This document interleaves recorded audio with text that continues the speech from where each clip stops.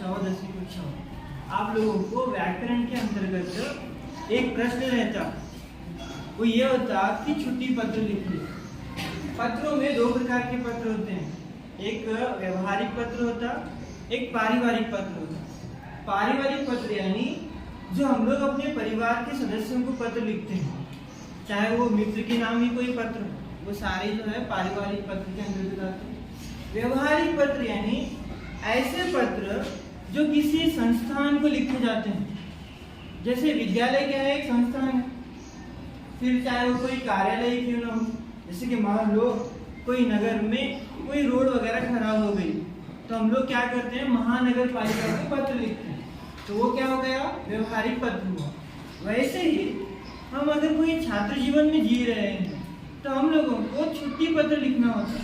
और छुट्टी पत्र किसको लिख रहे हैं, हम लोग अपने संस्थान को लिख रहे हैं, विद्यालय को लिख रहे हैं, तो उसका कैसे लिखा जाता है वो आज हम लोग जानेंगे। जैसे कि यहाँ पे आप लोग देख सकते हो, अब छुट्टी पत्र अगर आप इस प्रकार से लिख दोगे तो आप लोगों को पूरे 5 अंक बड़े ही सरलता से मिल सकते हैं।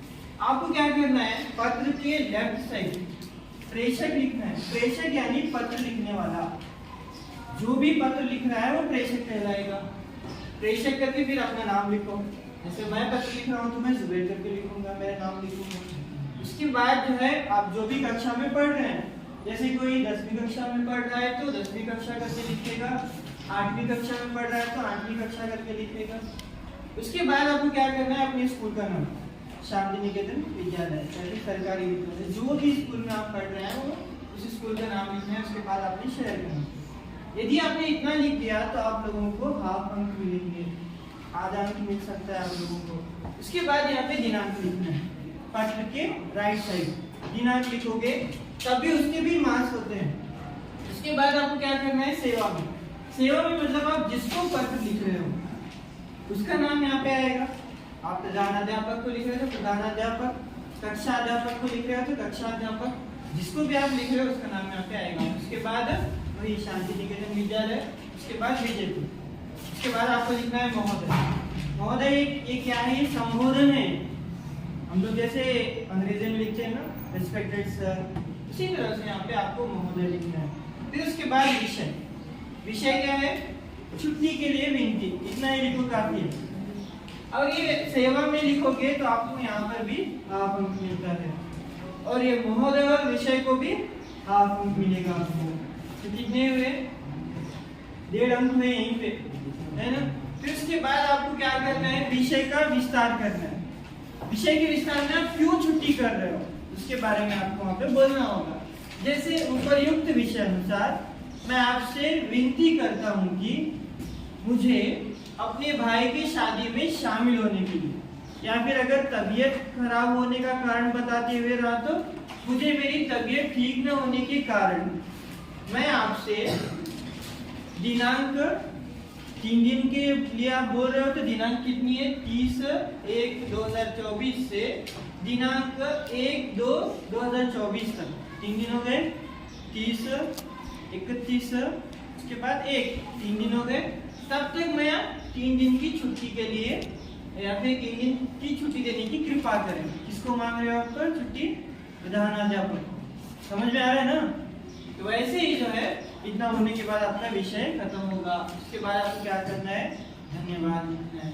फिर उसके बाद भवदीय या फिर आपका आज्ञाकारी छात्र, जो भी आप यहाँ पे लिखना चाहे वो लिख सकते हैं। उसके बाद आपको यहाँ पे नीचे अपना नाम लिखना है। उसके बाद इस साइड अभिभावक के हस्ताक्षर, और यहाँ पे आपका आज्ञाकारी छात्र लिख रहे हो तो लड़का रहा तो छात्र, लड़की रही तो छात्रा, छतरी नहीं, है ना।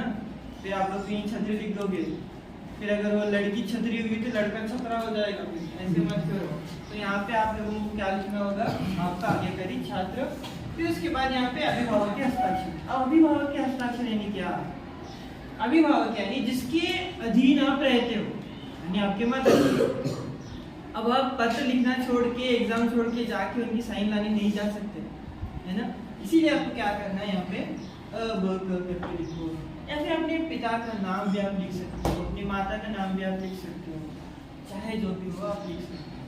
उसके बाद ये जो धन्यवाद है, अभिभावक के हस्ताक्षर है और ये है, इन सबको यहाँ पे इसको एक हाफ अंक होता, इन दोनों को एक हाफ अंक होता, तो कितने अंक हुए हमारे? 2.5 अंक हुए, है ना।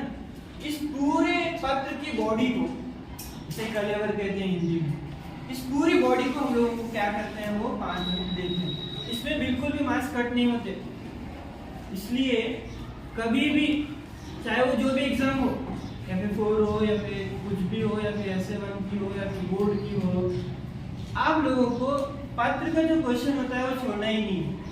क्यों? क्योंकि ये जिस तरह से मैथमेटिक्स में स्टेप बाय स्टेप अंक मिलते हैं, उसी तरह से इसे भी स्टेप बाय स्टेप अंक मिलते हैं। यदि मान लो आप लोगों को पूरा याद नहीं है, लिखने नहीं आ रहा है, तो सिर्फ सेवा में या फिर प्रेषक सेवा में विषय महोदय इतना लिखोगे, तब भी आप लोगों को 2.5 अंक के करीब करीब मिल सकते हैं। इसलिए ऐसे प्रश्न को आपको कभी भी छोड़ना नहीं है। तो जब भी जो भी आपके एग्जाम हो, याद रखो कि पत्र यदि पूछा गया तो उसे मुझे लिख कर ही आना। समझ में आया?